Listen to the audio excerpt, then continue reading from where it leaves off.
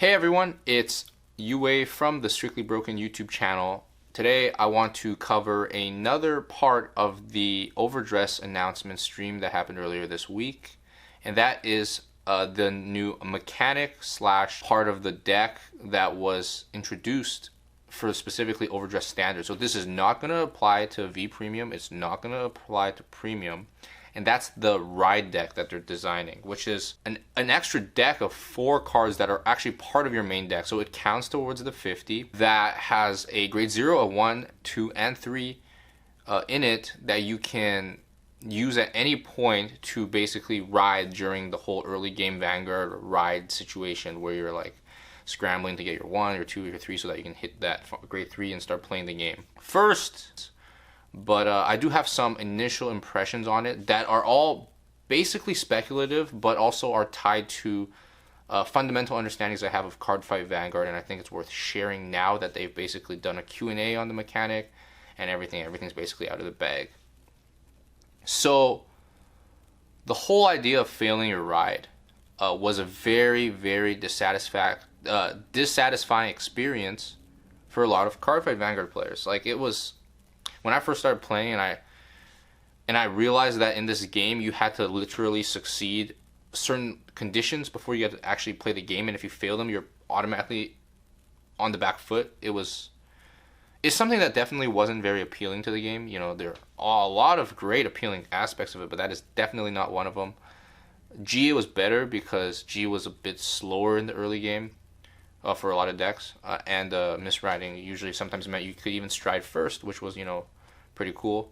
In V, if you went first and misrode, you're automatically playing as if you were going second, and if you went second and you didn't get to ride up because you missed your ride, you basically lost because you're behind by 2 turns and your opponent is swinging with a grade 3 Vanguard on your grade 1, and next turn they're still swinging on your grade 2. It is horrible in V Premium, old standard.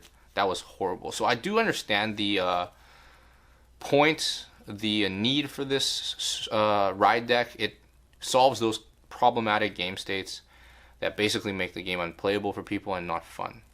Now where I am not entirely sure on the benefit of the ride deck is, you know, when we pull apart, like, forget about failing riding. Let's talk about like misriding and how I'm not sure if the ride deck is actually a good thing, because okay, so some decks, let's talk about some decks. In G era, there was stuff called the ride chains where you're looking for specific pieces to ride up and up and up, and decks become substantially more powerful if they meet the requirements of a certain ride chain, you know.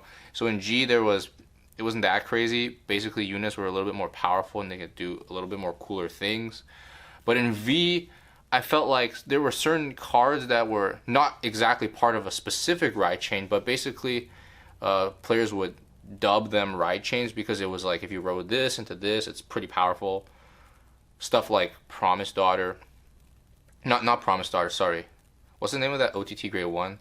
Circle Magus. Stuff like Circle Magus or Battle Maiden Mutsuki from Genesis. Those were like ride chain cards because basically they had an on-ride skill that puts you way far ahead. Like Mutsuki is what? Counterblast 1, draw a card, get a force marker. And if you can just guarantee you can ride that every single game because of a ride deck, that would be pretty nuts, to be honest.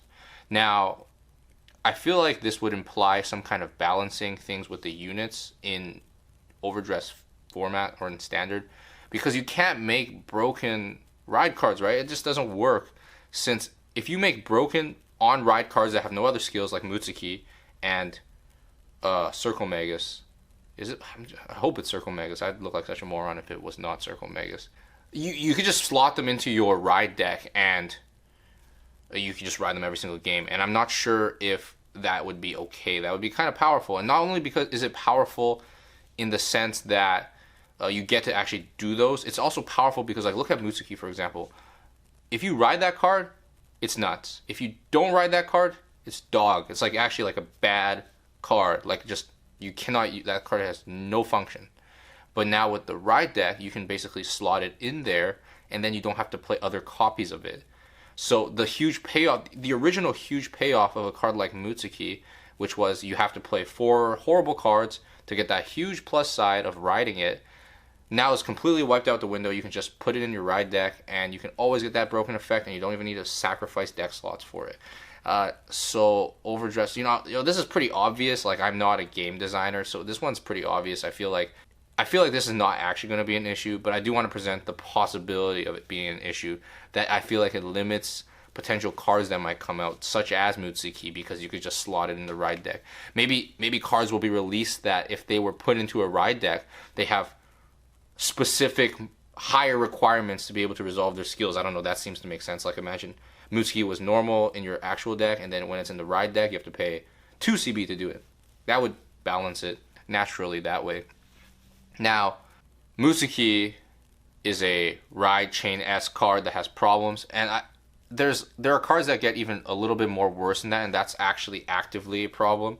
I look at cards in V, such as Anger Blader, Mordred, Gancelot. These grade 3s that if you ride them the first time, you really don't need to ever re-ride, because they are like standalone first ride grade 3s that can kill or that have effects that basically scale naturally. And I feel like those can't exist in overdress format anymore, because in the same vein as what I said with Mutsuki, if you were able to just force ride an Anger Blader out of your ride deck, like, you actually just, that doesn't make sense anymore. Because not only do you get to just always have the Anger Blader-esque card, you also now only need to play one of it in your ride deck, and you can make so much more deck space. Like, you'll have access to so much more deck space to play so many more other cards. Like, if you take that thought even one more step further, like, why is it even useful in overdress to potentially play more than 4 grade 3s anymore? You know, it's been the standard in Vanguard for ever since I started, and basically ever since I can remember, to play more than 4 grade 3s, just to have like a good variety of grade 3 rides. People generally also say don't play any less than 7 or 8 grade 2s, so you can always guarantee a solid ride situation without needing to take a -1 to G or V assist. Same with grade 1s, you want to play more than 8 for sure, more than 7 or 8. There were some decks that, you know, concede down to 7, and when you have these ride decks available, I'm concerned about like deck building, in the sense that you now no longer have to ever play more than 1 copy in your... You actually don't even need to play any copies of, for example, grade 1s in your main deck. Pretend in a hypothetical universe where grade 1s go back to 5k shield in overdress. Like, I'm not saying any of that's going to happen, just for as a thought experiment. Like, why would you ever need to play grade 1s? If your grade 2s are strong enough, and maybe you have grade 2s that can even become boosters, you just need to play that 1 grade 1 in your ride deck, and going forward, your deck could just literally only have grade 2s and like grade 3s.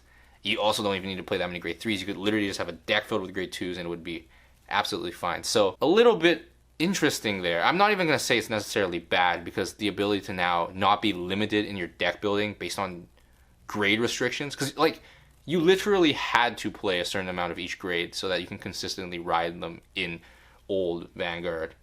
And now with overdress, you literally, that is no longer even a thing to consider anymore. If you have no good grade 1s in your deck, you literally don't have to play grade 1s in your deck. So very interesting there, very interesting. And you know, again, I'm no game designer, but just having the ability to reflect on what this ride deck could potentially mean for overdress and what might come of it is really interesting to think about.